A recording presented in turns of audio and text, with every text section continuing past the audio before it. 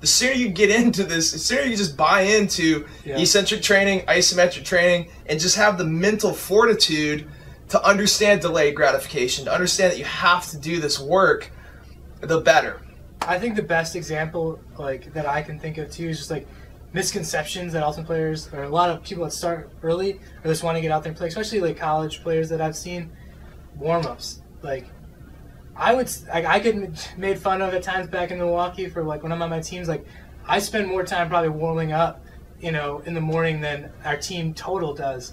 Like I will get up and start rolling and doing those things, those maintenance things that just get you ready to play are so important. And if I could just give one piece of advice, like to any ultimate players, like take that time to warm up and get your body ready for competition, and you're going to see so many results come just from that. It's going to be like unbelievable.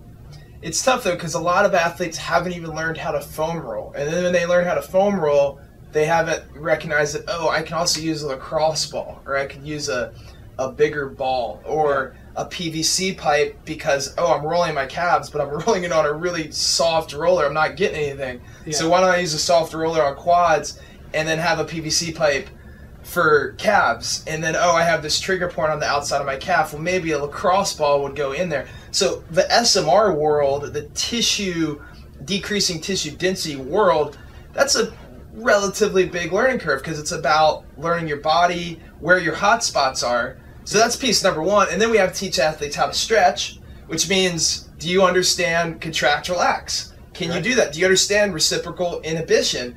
And that's a foreign concept to a lot of athletes. I remember at Worlds last year, I was stretching out a Seattle Riot player who is a very, very accomplished athlete.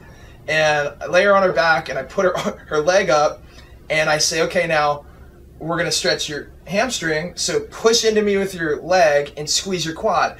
Boom, squeeze her quad. Boom, I take up the slack 2 more inches. 3 more times. Boom. And she gets into this big range of motion and we do both sides. She's like, man, I feel great. That's the first time I've heard of that contract, relax thing. And I'm like, it was always so surprising to me, because many of these elite ultimate players, they make it so far. But to me, contract, relax is one of just the most fundamental concepts in movement, in training. So like when you say warm up, there's so much more to it, because then, I mean, there's the roll, there's the stretch, and then we have to go into activations and we have to cue, hey, you know, make sure that you're on your heel and all these things, the mobility drills. A lot of times people don't want to, it can be overwhelming. It needs to be broken down. And that's one of the biggest things that we struggle with, is like how to present this stuff, because it is the right thing to do.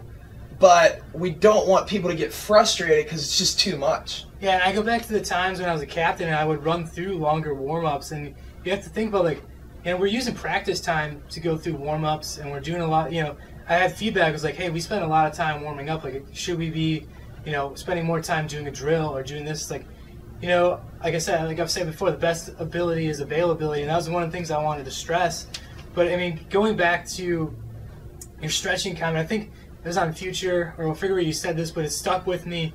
It's like, if you think about stretching something when it comes to SMR, like, tie a knot in a rubber band, and like, you can stretch one end, you can stretch the other end, but that knot's still going to be there. Like, you need to work those things out in order to get that really good.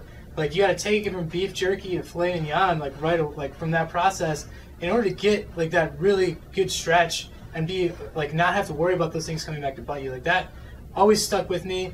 And then doing the magic trick with the lacrosse ball and like stretching your traps, like just the range of motion you can get by like rolling on the lacrosse ball a little bit and showing the difference. Like, that's how like I would demonstrate it to people, and you know, that hopefully the light can turn on from those little things, and that, you know, those stuck with me for a while.